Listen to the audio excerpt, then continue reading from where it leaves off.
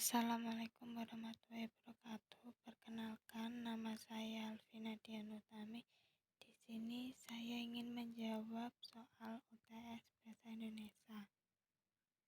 Satu faktor yang menyebabkan sering terjadinya kesalahan penulisan ejaan, yaitu satu faktor keterbatasan waktu dalam pembelajaran menulis.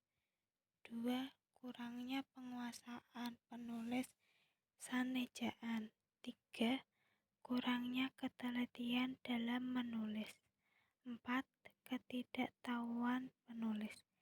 Contoh 1. Kata karir penulisan yang benar yaitu karier menggunakan E. 2. Kata apotik penulisan yang benar yaitu apotek menggunakan E. 3. Kata fotokopi penulisan yang benar yaitu fotokopi menggunakan huruf K dan I. 4. Kata izin penulisan yang benar yaitu izin menggunakan huruf Z. 2. Bagaimana langkah perbedaan kutipan langsung dan kutipan tidak langsung dalam proses mengutip? Jelaskan dan berikan contoh. Pada perbedaan kutipan langsung dan tidak langsung, berikut adalah beberapa perbedaan kutipan langsung dan tidak langsung, yaitu penulisan. Kutipan langsung selalu menempatkan penulisan di awal kalimat. Kemudian, panjang kutipan tersebut kurang dari 6 baris dan kemudian tanda kutip mengapit gagasan atau ide pokok tulisan. Apabila tulisan langsung perlu diberi tanda petik apabila kurang dari 40 kata. Jika lebih dari 40 kata, maka tidak perlu diberikan tanda kutip. Dalam kutipan tidak langsung ini, tidak perlu. 2. Kalimat. Biasanya kutipan langsung mencantumkan sumber penulisan di awal kalimat dan disertakan tahun terbit beserta halaman sumbernya. Sementara itu, kutipan tidak langsung mencantumkan sumber penulisan di akhir kalimat kutipan. 3. Struktur penulisan. Kutipan langsung umumnya digunakan untuk menjelaskan sesuatu secara tertulis, seperti didefinisikan kata umum, seperti pengertian paragraf atau kalimat. Sedangkan penulisan sering menggunakan kutipan tidak langsung untuk memperkuat ide yang diusulkan. 4. Kemudahan mengutip. Kutipan langsung lebih mudah digunakan karena pengutipan langsung tidak memerlukan perubahan penyuntingan atau sama persis. Sedangkan untuk pengutipan tidak langsung diperlukan perubahan penyuntingan agar tulisan tidak dianggap plagiat. 5. Panjang kutipan. Kutipan langsung biasanya lebih panjang dari kutipan tidak langsung. Pasalnya, kutipan langsung bisa langsung diambil secara utuh isi kalimat kata per kata. Sedangkan kutipan tidak langsung perlu kamu olah terlebih dahulu sesuai dengan pemahamanmu sendiri. Apa perbedaan biografi dan bibliografi? Jelaskan dan disertai dengan contoh. Biografi adalah teks yang isinya pengalaman atau riwayat hidup seseorang dimulai dari lahirkan sampai meninggal dan dituliskan oleh orang lain. Penulisan yang dituangkan dalam biografi bertujuan sebagai penjelasan akan fakta perjalanan kehidupan seseorang dengan singkat, jelas, menggunakan gaya bahasa yang menarik dan mudah dipahami oleh pembacanya. Contoh teks biografi. Biografi singkat Cut Nyak Dien. Cut Nyak Dien adalah wanita yang lahir pada tahun 1848 di Kabupaten Aceh Besar. Ia dinobatkan sebagai pahlawan nasional perempuan yang berasal dari Aceh. Pada usia 12 tahun, ia menikah dengan Ibrahim Lamnga. Ia dan suaminya berjuang mengusir Belanda ketika wilayah ke-6 Mukim diserang. Suaminya gugur di medan perang pada 29 Juni 1878. Karena kematian suaminya itu, Cut Nyak Dien bertekad untuk mengalahkan Belanda.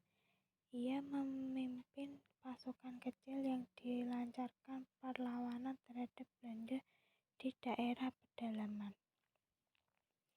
Kedua, bibliografi adalah daftar pustaka yang mencakup isi dan deskripsi suatu buku, meliputi judul, pengarangan, edisi, cetakan, kota terbit, penerbit, tahun terbit, jumlah halaman, ukuran tinggi buku, dan ISBN. Selain bibliografi atau daftar pusaka, juga dapat dibilang sebagai daftar yang berisi judul-judul buku, artikel-artikel, dan bahan-bahan penerbit lainnya yang mempunyai pertalian dengan sebuah karangan atau sebuah karangan yang telah digarap.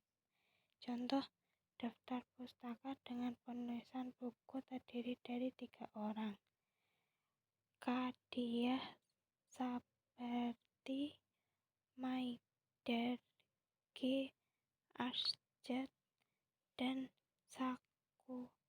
Sakurta Ridwan. 2003, Pembina Kemampuan Menulis Bahasa Indonesia, Jakarta Erlangga. Apa perbedaan antara pukul dan jam? Jelaskan dari penggunaan untuk menunjukkan kata pengganti waktu, dan jelaskan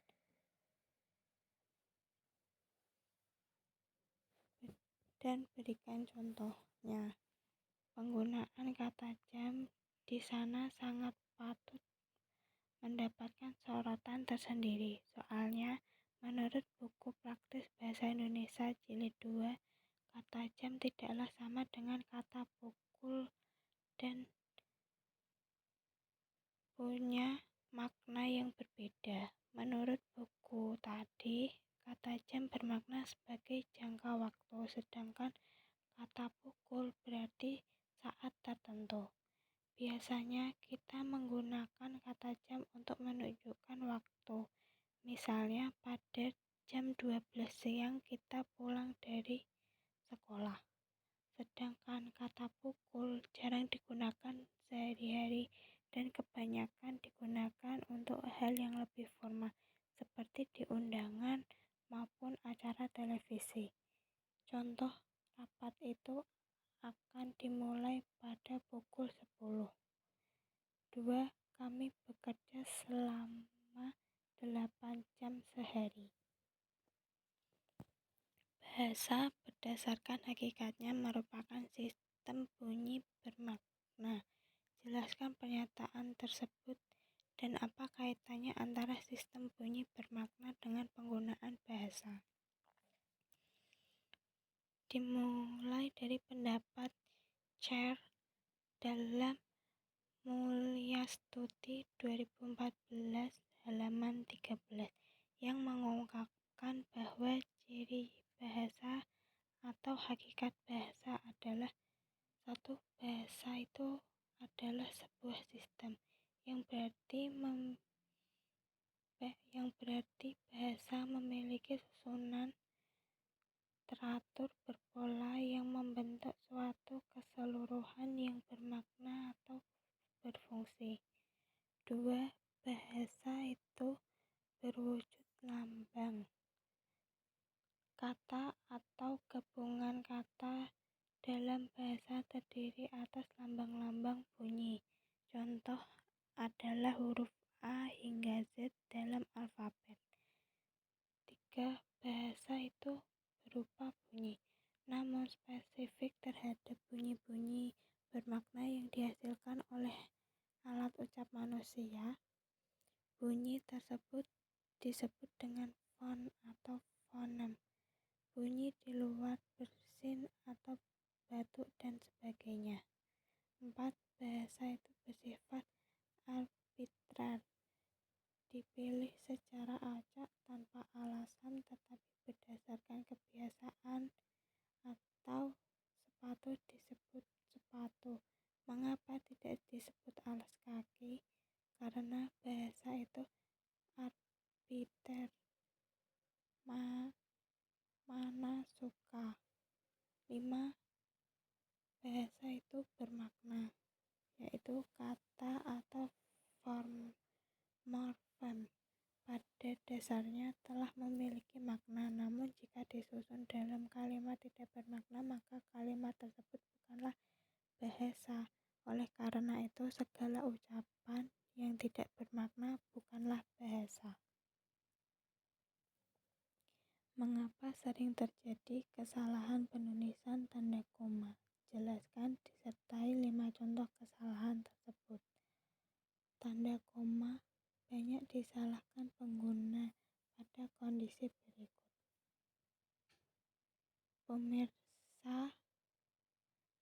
Pemisah unsur rincian dalam kalimat. Pada rincian terakhir yang biasanya diikuti kata hubung sebelumnya tetapi diberi tanda koma. Contoh, aku hanya membawa buku, tas, dan pensil. Contoh salah, aku hanya membawa buku, tas, dan pensil. Pemisah antara kalimat yang mendahului induk kalimat. Hal ini tidak berlaku bila induk kalimat yang mendahului anak kalimat. Contoh, karena diajak oleh temannya, adik tidak mau sekolah lagi. Contoh salah yaitu adik tidak mau sekolah lagi karena diajak oleh teman-temannya. Penggunaan mengikuti kata hubung. Tanda koma terletak sebelum kata hubung yang terletak di tengah kalimat dan setelah kata hubung yang terletak di akhir kalimat. Contoh, dia sangat pandai bergaul di luar, tetapi sangat diam jika di dalam rumah. Contoh salah yaitu dia sangat pandai bergaul di luar, tetapi sangat diam jika di dalam rumah. Contoh benar, barang-barang yang wajib dibawa saat ujian adalah alat tulis, papan kertas, dan kartu ujian. Contoh salah, barang-barang yang wajib dibawa saat ujian adalah alat tulis, papan kertas, dan kartu ujian. Contoh benar, Ina sangat pandai berbicara dalam sebuah organisasi, tetapi sangat pendiam ketika berada di dalam rumah. Contoh salah, Ina sangat pandai berbicara dalam sebuah organisasi, tetapi sangat pendiam ketika berada di rumah. Apa perbedaan dari makna dari tanda titik dua dengan tanda koma? Jelaskan disertai 2 contoh penggunaan tanda tersebut yang benar. Tanda titik dua banyak disalahkan penggunanya pada kondisi tersebut. Pemisahan antara jilid dan halaman tersebut halaman buku, surat, dan ayat dalam kitab suci, serta judul dan subjudul suatu karangan.